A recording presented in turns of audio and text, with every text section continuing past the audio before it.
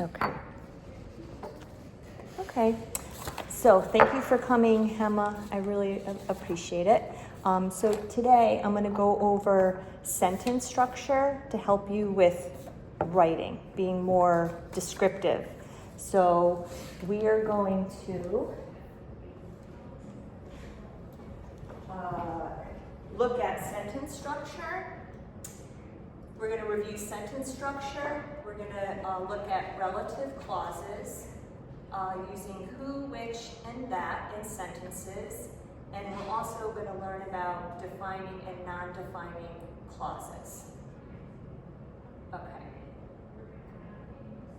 So first thing that I want to go over is when we are writing sentences, a basic sentence has the following.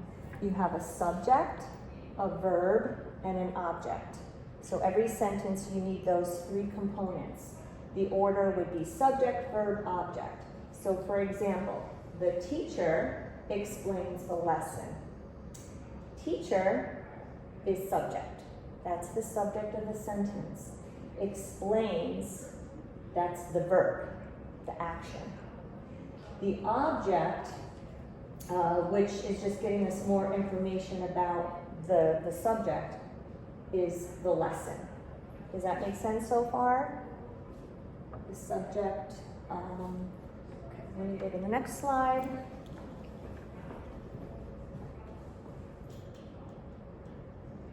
So we're going to practice. See how you can practice. So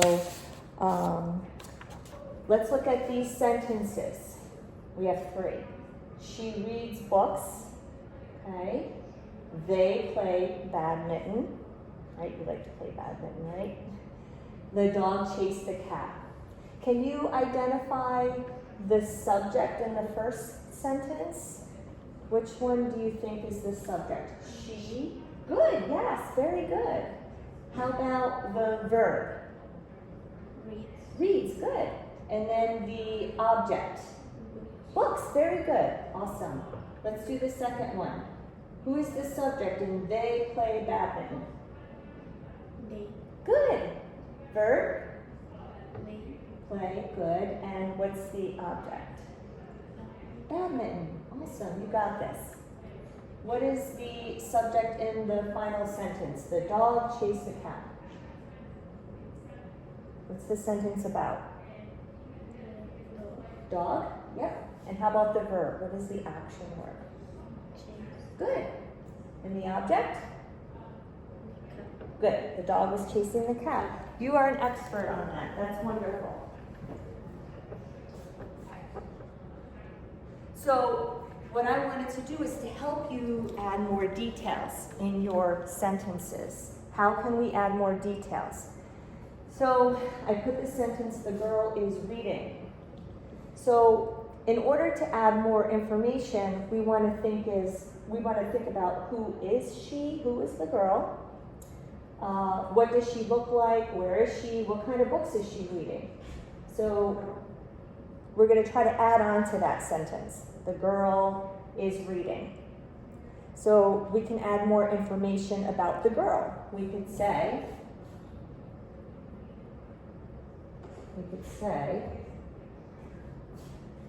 the girl in my class is reading. What can we add? What type of book? Maybe Romeo and Juliet, right? Reading Romeo and Juliet. Okay, I'm just going to put R and J. And that gives us more information about the girl and then what she's reading. Because the goal is we want to add on to our sentences over time. All right? So there's a way to do that. And I'm going to talk to you about relative clauses. Okay, so what is a relative clause? A relative clause gives us more information about a noun. just like the previous sentence, all right? The girl in my class, all right? That gave us more information about the girl. So it usually starts with either who, which could mean people, which means for things, or that, for people or things. So, for example, the girl who is reading is my sister. Okay, so you see how I added that information. It gives us more information about the girl. The second sentence, the phone, which is on the table, is mine. So I'm being very specific. So for example, the phone on the table, okay, that's yours, but I'm being very specific about which phone. Is it your phone? Is it my phone? Okay, it's mine.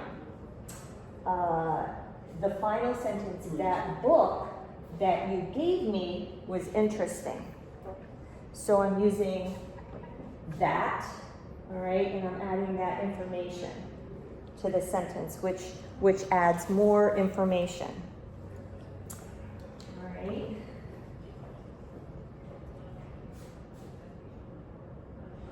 Now we're going to look at how we can combine sentences. So we have two short sentences. We call them simple sentences. She has a brother, period. He plays football, period. So if we were going to combine them, it becomes a complex sentence. It becomes a compound sentence. So how we can do that is we can use those relative clauses, who, which, or that. Okay, so you see I said she has a brother who plays football. So you see how I brought the two together using either who, that, or which. In this case, I used who. So we're going to look at the next slide. I have some practice sentences. I'm going to see if you can combine them together. Will it help if you do it on here first and then read it aloud? So you're going to combine. She has a friend. She won the science fair, using either who, that, or which. So you're combining those two sentences.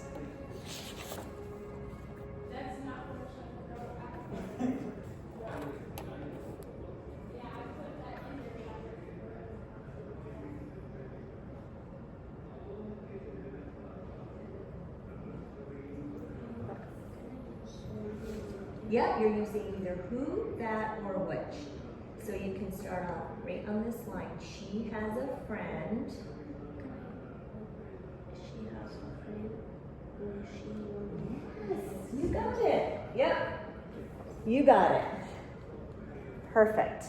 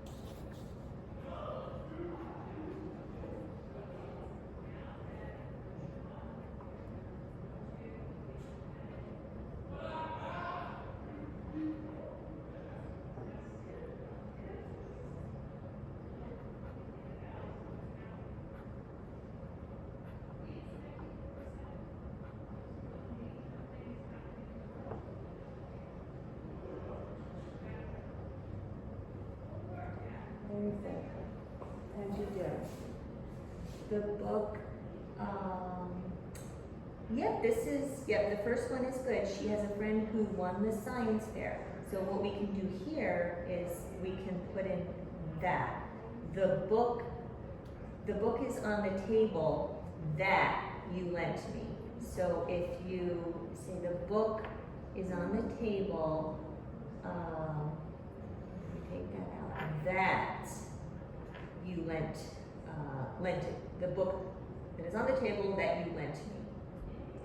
All right, so this one, I visited a museum yesterday. It has a famous dinosaur exhibit. Which one can we put in there? Who, that, or which?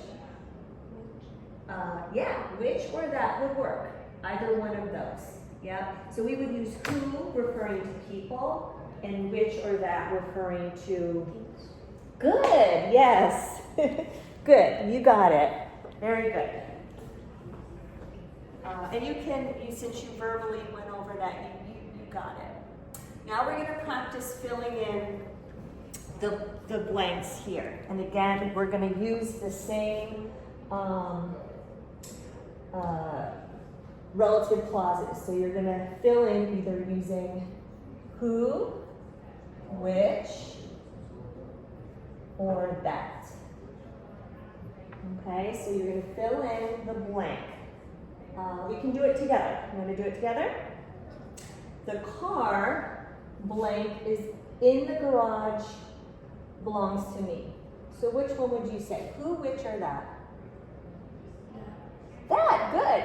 Yep, so this would be that. All right, because it's referring to the car in the garage, right? It's a specific car. Good. Number 2, this is the student blank won the prize. Which one do we use when we're referring to people? Very good. Ooh. How about number 3? I know you like to bake. I ate a cake, blank, had strawberries on top. Which or that. Yep, either one would work. Okay, and then I'll put that. Very good. So you see how we're adding, we can add more information. Let's go to the next slide.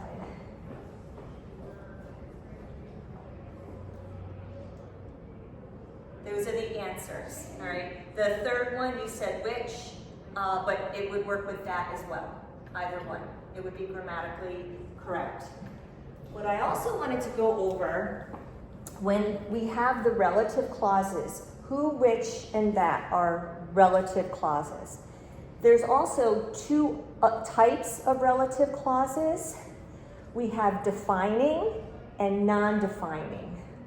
So defining is it's important, essential. So it means we need it to understand the sentence. It provides important information, all right? And we wouldn't use commas. We don't need commas for that, all right? Because it's needed to understand the meaning of the sentence.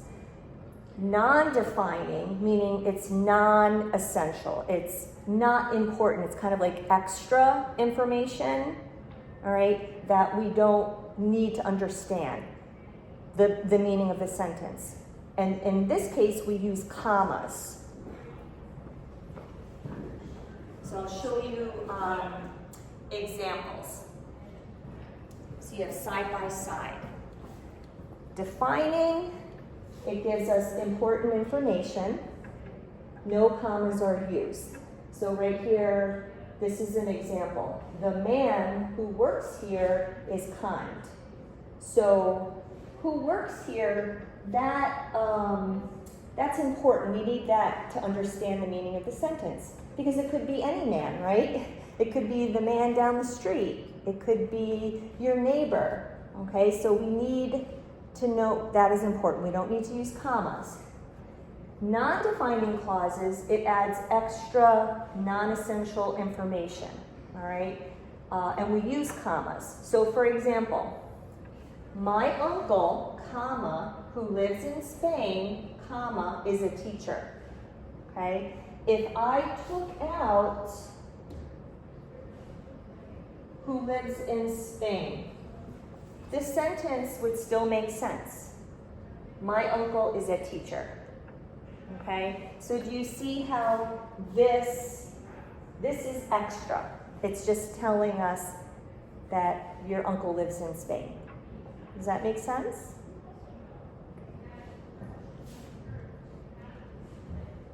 All right, so now, hey Tyler, how are you? Good. So now we're gonna practice filling in the blanks on your sheet. And I added right here, again, to remind you, defining clauses provide important information, no commas. Non-defining clauses, it adds extra information. And then we use commas. So when you're filling in, it might be helpful to look at where the commas are. Okay? So see if you can do that.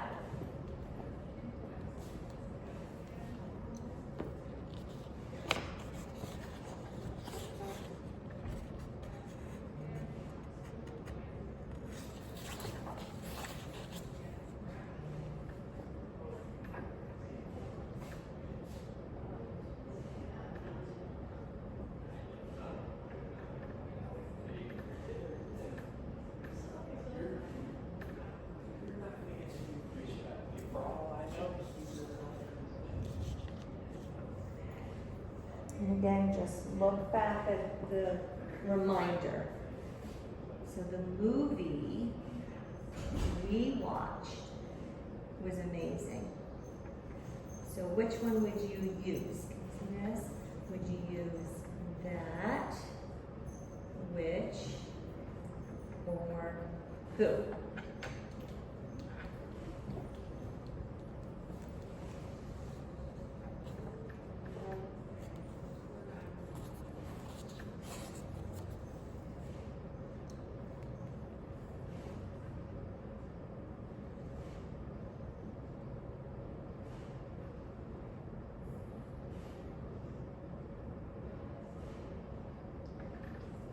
We good? Okay. Very good. Very awesome. That's wonderful. So you put that. All right. The movie that we watched was amazing. All right, because that's defining. Okay. We need that information to understand which movie, right? My teacher, you put who. Okay, is from Canada, loves hiking. This is not important. If I took this whole part out, right, in between the commas, the sentence would still make sense. My teacher loves hiking. Okay, so this is what we would call as non-defining. Non-defining, okay? So that's non-defining. All right, this is defining. And then you said, I have a friend. What did you put? Who, good. Who speaks 3 languages? So this is defining, all right? Because you're referring to your friend, okay? Very good. So I think you got this. Let's just review.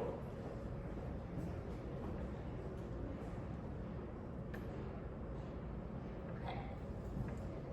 Review everything that we covered so far today.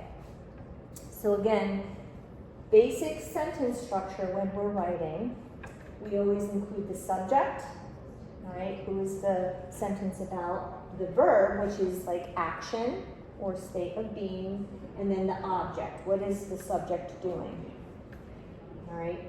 And then relative clauses, they add more information about the noun, all right, which is oftentimes, the subject, okay? And using, we call these pronouns too, by the way, who, which, or that, okay? And then we went over defining clauses. They're needed for meaning, we need them. And because we need that, it's essential to understanding the sentence. We don't need commas, no commas, okay? Whereas the non-defining clause, it just adds extra information. And usually that is offset by commas, okay? Does that make sense? Do you have any questions about anything we went over? Not defining is, It just adds extra. So defining, if you think of when you define something, all right, you give information about it. It's very straightforward, okay? So like if I say, the girl who is sitting in the back of the class needs help, okay? That's defining because it's the specific girl. So it's giving me more information about the girl, which is the noun, the subject, okay? But if I say,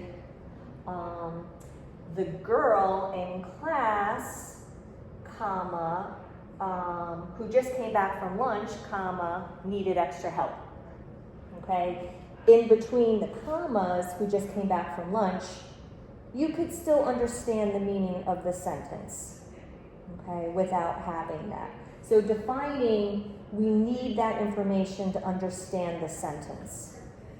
Non-defining, it just adds extra, okay? Another term that we use for this is, and you'll see this sometimes, I don't want you to get confused, a defining clause can also mean essential.